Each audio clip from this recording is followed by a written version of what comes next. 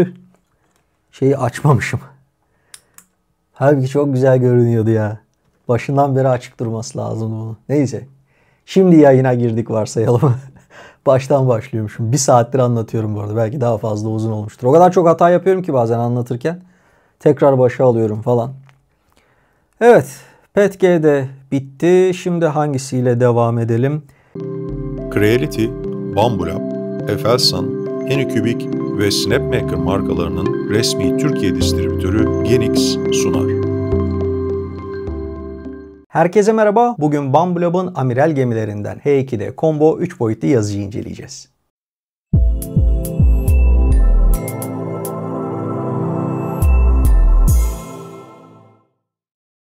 Bambulab tartışmasız kullanıcıların en memnun olduğu 3 boyutlu yazıcı markalarının başında geliyor. Hikayeleri X1 serisiyle başlamıştı. P1 serisiyle devam etti. Ardından A1 ve A1 Mini'yi çıkarttılar. Bunların her biri ses getirdi ve belli yenilikler de içeriyordu. Kullanıcıların en büyük taleplerinden bir tanesi ise artık şu standart 256 mm olan tablodan vazgeçmeleri ve daha büyük baskı alanına sahip bir yazıcı çıkarmaları yönündeydi. Öyle ki mevcut yazıcılara hiçbir yenilik getirmeseler dahi sadece büyük boy tablo isteyen kullanıcılar da vardı. Bambu da bu beklentileri boşa çıkartmadı ve sadece tablo değil çok daha fazlası üzerinde çalıştığını da H2D ile beraber duyurdu. Bugün inceleyeceğimiz model ise serinin baz versiyonu olan H2'nin combo versiyonu. Şimdi önce genel özelliklerine bir bakalım. Ardından aldığım baskılarla baskı kalitesini değerlendireceğiz ve kullanım tecrübelerimi de elbette sizinle paylaşacağım. Bambulab kendi tasarım çizgilerini ufak tefek dokunuşlarla H2D üzerinde de devam ettirmiş. Gövde plastik malzeme ile kaplanırken ön kapak, üst kapak ve yan kısımlardaki pencerelerde temperli cam kullanılmış. Oldukça büyük bir yazıcı olan H2D'nin eni ve derinliği 49.2'ye 51.4 cm, yüksekliği ise 62.6 cm. Üzerine AMS sistemi eklendiğinde yükseklik 86 cm oluyor. Gövdenin sol üst köşesinde açısı ayarlanabilir renkli dokunmatik bir ekran bulunuyor. Arayüzü gayet sade, kullanımı kolay ve dokunmatik hassasiyeti de bir telefondan farksız. H2D Combo bir adet AMS2 Pro ile beraber geliyor. Bu sistem bir öncekinde olduğu gibi renkli baskılar almamıza olanak tanırken aynı zamanda bir filament kurutucu olarak da çalışabiliyor ve nem alarak kullanılması zor hale gelen filamentlerinizi maksimum 65 dereceye kadar ısıtarak kurutabiliyorsunuz. Bambulab filamentleri RFID özelliğine sahip. Bu filamentleri AMS2 Pro'ya yerleştirdiğimizde sistem filamentin cinsini belirliyor ve gerekli ayarları otomatik olarak yapıyor. Aynı zamanda ekran üzerinden ufak bir grafikle filamentin ne kadar kaldığını da görmemize imkan tanıyor. Yazıcıda peyi kaplama esnek bir tablo bulunuyor. Bu tablo üzerinde eni ve derinliği maksimum 350'ye 320, yüksekliği ise 325 mm'ye kadar olan baskılar alabiliyoruz. Ancak bu hacim tek nozül kullanıldığında eni 325 mm'ye, çift nozül kullanıldığında ise 300 mm'ye düşüyor. Nozüllerden bahsetmişken bu yazıcının en önemli özelliği 2 hotent ve nozül sistemine sahip olması. Bu sayede hem AMS ile beraber toplam 5 renk kullanılabiliyor. Hem çift renk değişimleri daha hızlı bir şekilde yapılıyor. Hem de farklı cins filamentleri tıkanma sorununu minimum seviyeye düşürerek kullanabiliyoruz. H2 de önceki tüm bambu modellerinde olduğu gibi otomatik seviyelemeye sahip. Yazıcıdaki nozüller tablonun birçok noktasına temas ediyor ve basınca duyarlı sensörleri sayesinde bu noktalarda hangi seviyede olması gerektiğini hesaplayabiliyor. Tablo Z ekseninde arkada bir adet trapez vidalı mil ve bir çelik mil. Önde sağ ve sol tarafta ise yine birer trapez vidalı ve birer tane de çelik mil üzerinde hareketini sağlıyor. Baskı kafasında ise X1C'de görmeye alıştığımız karbon mil kaldırılmış. Onun yerine kafa doğrusal ray üzerinde hareket ediyor. H2 de 20.000 mm/saniye kare ivme ile 1000 mm/saniye hıza ulaşabiliyor.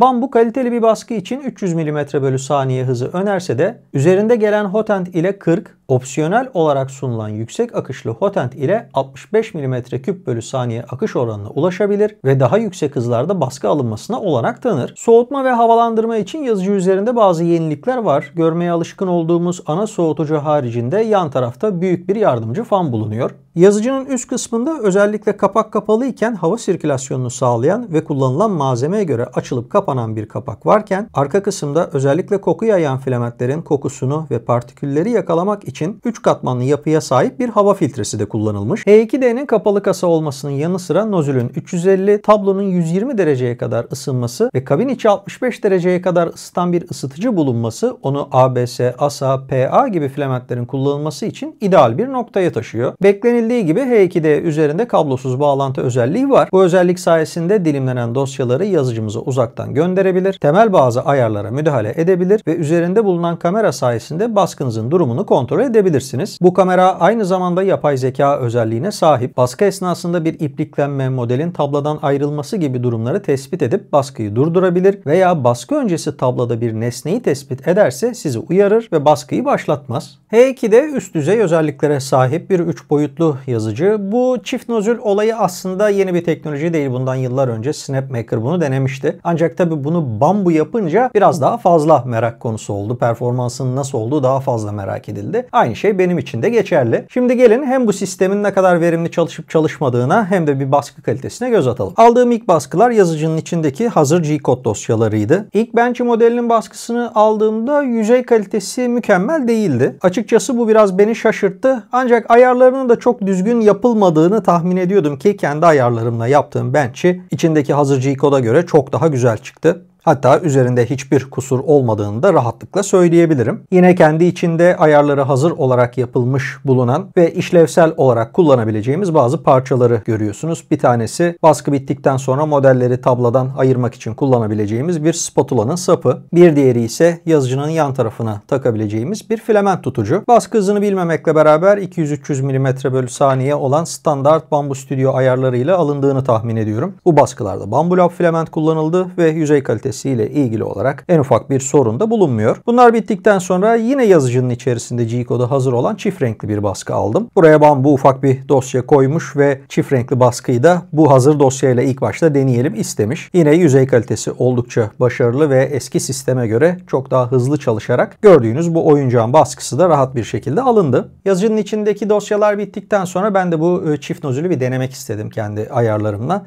Birçok baskı aldım. Bu da onlardan bir tanesi. Gördüğünüz gibi şöyle bir tarak bastım.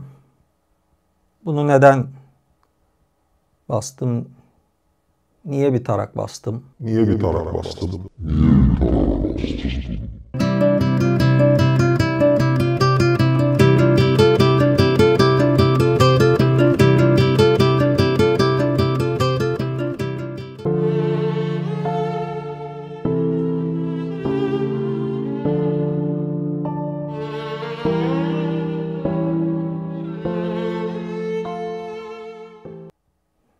Yüzey kalitesine de söyleyecek bir şey yok zaten. İşte gayet güzel.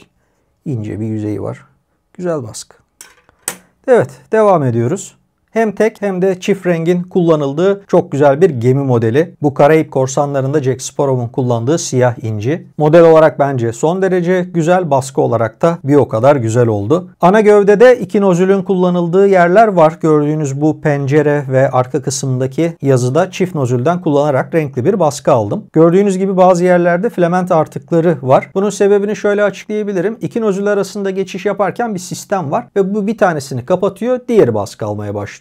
Bunun işi bittiğinde ise sistem diğerini kapatıyor ve öbür nozül baskı almaya devam ediyor. Baktım ki bendeki nozülle bu parça arasında arada birazcık boşluk var ve buraya filament akıyor. O da baskıyı olumsuz etkiliyor. Aldım onu elimle şöyle hafifçe yamultarak nozüle tam temas etmesini sağladım. Bunu yaptıktan sonra da diğer baskılarda herhangi bir problemle karşılaşmadım. Teknenin yelken kısımlarında ABS ve ASA'dan faydalanarak baskıyı aldım. Evet, bu malzeme amacının dışında kullanıldı ama tekne rengi ile yelkenlerin rengi arasında birazcık fark olsun istedim. Tüm baskılarda gayet sorunsuz bir şekilde çıktı. Burada gördüğünüz karbon fiber desenli olan kısım ise H2D ile basılmadı. Bunu A1 yazıcımla bastım. Bir yerde görmüştüm aynı model üzerinde böyle karbon fiber desenli bir yelken yapmışlardı. Çok hoşuma gitti. O nedenle elimde aynı efekte sahip bir tane tablo olduğu için böyle bir deneme yapmak istedim. H2D'ye böyle efektli tablolar koyabilecek miyiz? Çok emin değilim açıkçası. Çünkü tabloyu otomatik tanıyan bir sistemi var. X1 karbona da bunu yapamıyorduk. Ama A1'de böyle bir sistem olmadığı için onda böyle efektli tablolar kullanılabiliyor. Evet, PLA baskılarla devam ediyoruz. Bambulab filamentlerini makaralı ve makarasız olarak satışa sunuyor. Makarasız olanlar daha ekonomik oluyor ve bunun içinde çeşitli filament makarası modelleri var. Ben de filamentleri makarasız olarak aldığım için gördüğünüz bu parçaların baskılarını aldım. Beyaz renk olan biraz daha uzun sürüyor ama bambunun orijinal makaralarına çok daha yakın görünümde. Diğerlerinin ise daha standart bir görünümü var. Baskı kalitesi yapısı olarak tamamından memnunum. Bence plastik atığını azaltmak ve daha ekonomik filament almak isteyenler için güzel bir çözüm. Çünkü bu sistemler tak çıkar yapıda ve filamentiniz bittikten sonra aynı makarayı çıkartıp bir diğer filamente takarak kullanmaya devam edebiliyorsunuz. Yine çift renkli baskılarla devam edeceğiz. Gördüğünüz gibi üzerinde On Air yazan dekoratif bir ürün. Modelin hem kutusunda hem de ön kısmında en ufak bir pürüz yok açıkçası. Son derece başarılı bir baskı. Bir diğer çok renkli ürüne geçiyoruz. Burada da yine hem AMS sistemini kullandım hem de birçok parçaya ayrı ayrı basıp birleştirdim. Dekoratif olarak güzel göründüğü kadar aynı zamanda işlevsel bir ürün, bir saat. Ürünün tamamı PLA'dan basıldı. Gri olan parçalarda ufak tefek dalgalanmalar, çizgiler göze çarpsa da bunu makul kabul ediyorum. Özellikle kırmızı renkte bastığım o dinamit parçaları, bambu filamentlerini kullanarak bunu yaptım. Ve Instagram'da da sizinle paylaşmıştım ne kadar yüksek hızlarda baskı alındığını. Tamamıyla kusursuz bir baskı oldu. Hatta belki de gördüğüm en pürüzsüz baskılardan bir tanesi olduğunu söyleyebilirim. Geçiyoruz en uzun süreli renkli baskıya. Bir Amerikan futbolu kaskı. Yaklaşık 32 saat süren bir baskıydı ve çift renkler arasındaki geçiş çok fazla. Toplamda ise tek parça üzerinde 3 renk geçişi vardı. Beyaz, bordo ve yeşil. Yüzey kalitesi yine çok başarılı bir baskı. 32 saat boyunca yapılan renk değişimlerinde de en ufak bir hatayla, bir problemle karşılaşmadım. Sadece az önce gemi modelinde söylediğim şey burada da ufak bir yerde gerçekleşmiş. O nozülü tam olarak kapatamadığından dolayı belli noktalarda birikintiler vardı. Ama dediğim gibi onu düzelttikten sonra bununla ilgili bir problem yaşamadım. Bunu özellikle söylüyorum. Eğer sizinki de nozülü tam kapatmıyorsa bunu böyle el yordamıyla hafif yamultarak düzeltebiliyorsunuz. Aklınızda bulunsun diye. Modeli normalden %50 daha büyük bastım ki aslında bunu kafama takıp böyle poz vermeyi de çok istemiştim. Ama olmadı. Giriş kısmı dar olduğundan dolayı kafama olmuyor. Yine de genel yüzey kalitesinin çok başarılı. Oldukça zor bir baskı olmasına, bol bol üzerinde destek kullanılıyor olmasına rağmen son derece başarılı bir testti. Bu gördüğünüz karbon fiber PLA işlevsel bir parça. H2D'nin egzoz çıkışını bunu monte edebiliyor ve bir boru yardımıyla ABS,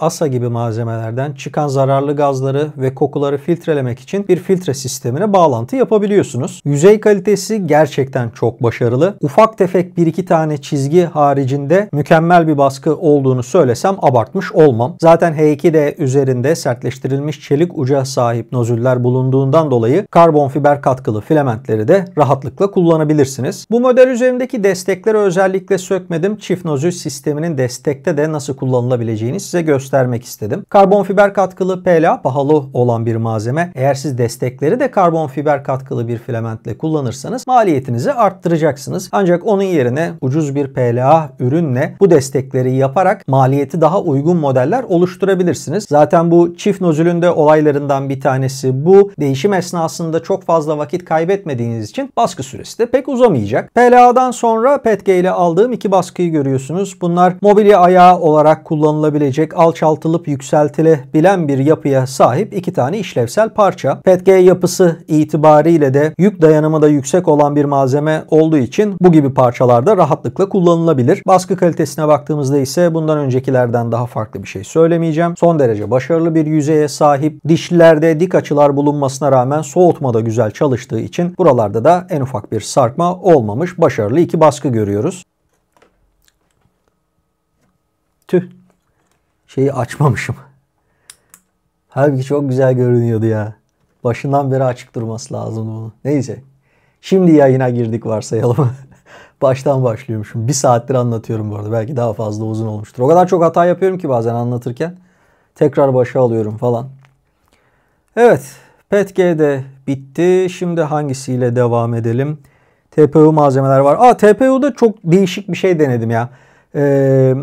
TPU baskı alabileceğinden zaten %100 emindim. Ancak iki farklı malzemeyi denemek istedim. Acaba dedim PLA, TPU kaynaşması nasıl gerçekleşir? Yani işlevsel bazı şeylerde çünkü kullanılabileceğini düşündüm. Ve gördüğünüz bu baskı üzerinde bir deneme yaptım. Aslında burada iki malzemeyi ayrı ayrı basmak işlevsel açıdan bir şey yaradı mı? Tamamen TPU'yu kullanmadım. Alt kısmı sert malzemeden oldu. İşte telefonu daha kolay takıp çıkartmak için yan kısımları ise esnek malzemeden basıldı. kaldı. Ya da işte belki darbe emici özelliğini TPU'nu kullanmak için bu kısımları esnek malzemeyle basmak mantıklı oldu. Şu anda gayet kaynaşmış görünüyorlar. Öyle bir sıkıntı, problem yok ama daha işlevsel parçalar üzerinde de bunu deneyeceğim. Örneğin bir kapak düşünün. Yani kapağın alt ve üst kısımları sert olacak ama bir menteşe sistemine ihtiyaç olmadan acaba TPU ile PLA'yı ya da farklı bir malzemeyi aynı anda kullanıp bu tarz işlevsel ürünler yapabilir miyim? Bunun üzerine birazcık daha çalışacağım. Yine TPU ile aldığım iki parçayı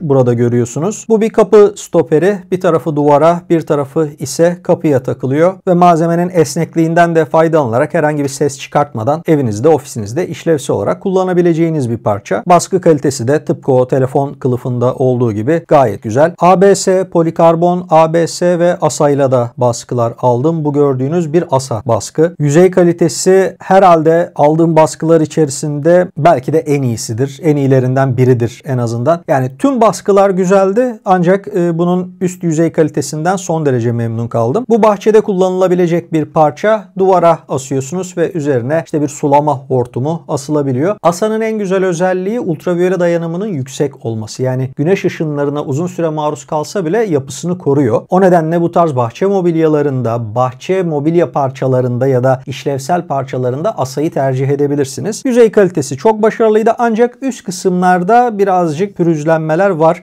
Nozül izlerini görebiliyorum. Bu çok yüksek ihtimalle akışı buralarda düzgün ayarlayamadığından kaynaklanıyor.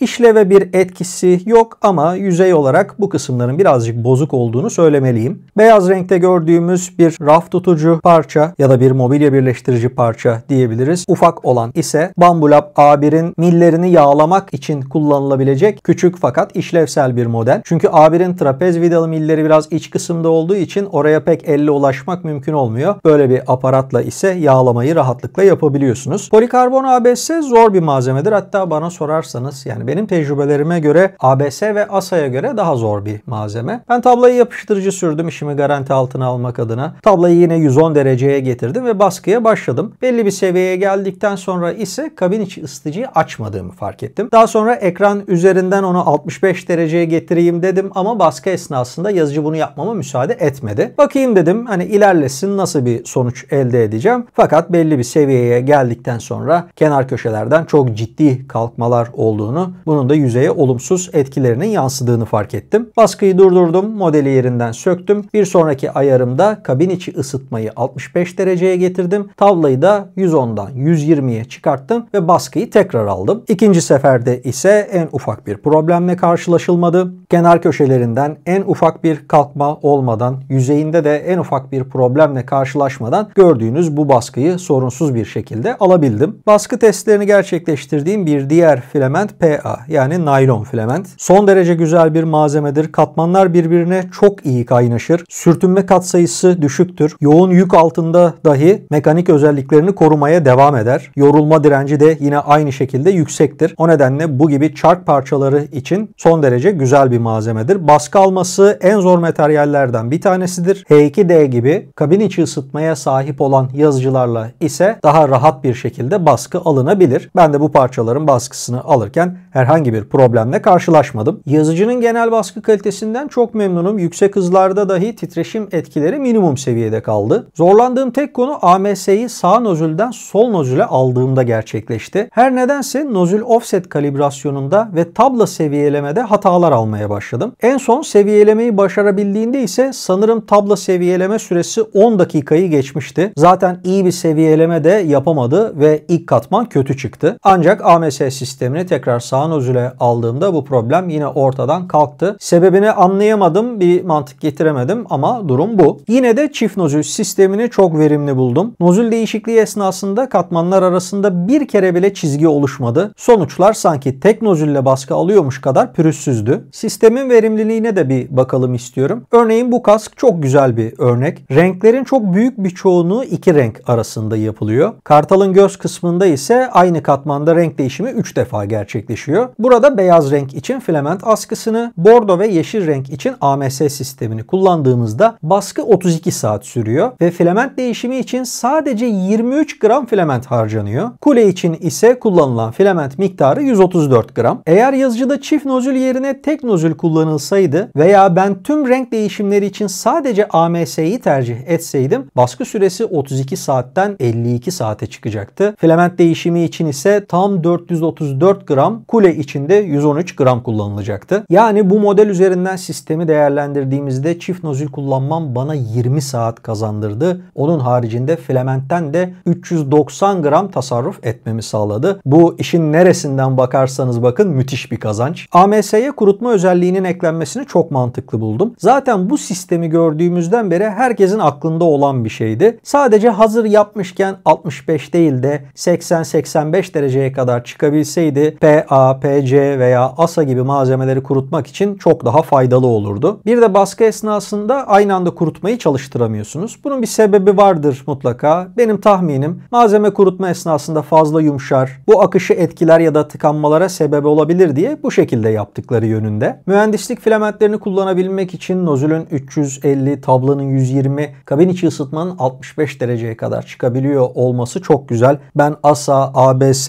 PA ya da polikarbon ABS basarken bunun çok büyük rahatlığını yaşadım. Ses özellikle ev ofis kullanıcıları için önemli kriterlerden bir tanesi. H2'de çok sessiz bir yazıcı değil. Bambu Studio standart ayarlarıyla yaptığım testlerde 50-51 desibel civarında bir sonuç elde ettim. Bir de hazırlık ve renk değişimi aşamalarındaki sesleri var ki sizi daha fazla rahatsız edebilir.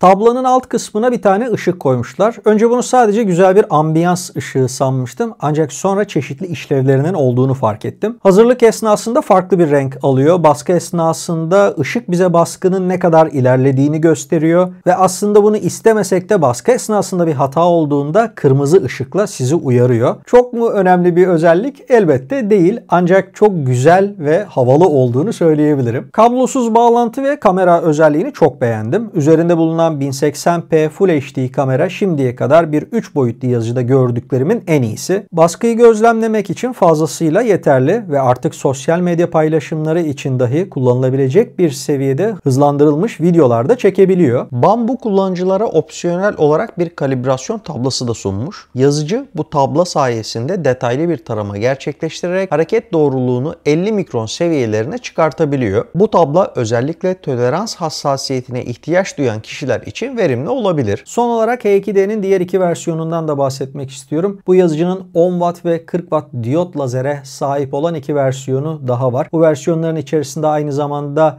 stickerlı vinilleri de kesebileceğiniz bir kesici başlık da bulunuyor. Açıkçası bu tarz kapalı kasaya sahip olan bir yazıcının içerisinde lazer kullanılması benim kafamdaki soru işaretlerinden bir tanesi. Çünkü özellikle işte MDF, ahşap, bir kontraplak bir şey kesmeye kalktığınızda ciddi bir is oluşabiliyor.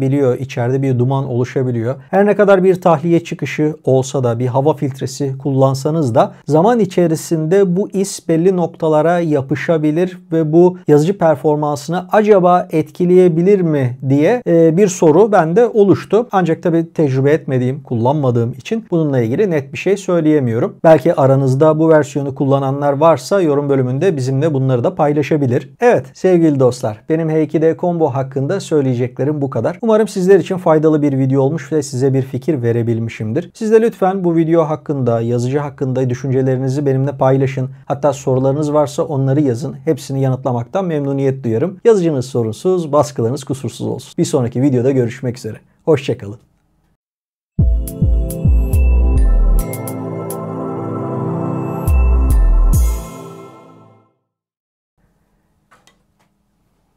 Vallahi bittim.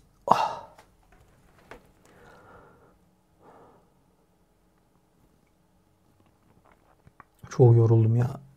Of. Alıyorum kendimi yayından.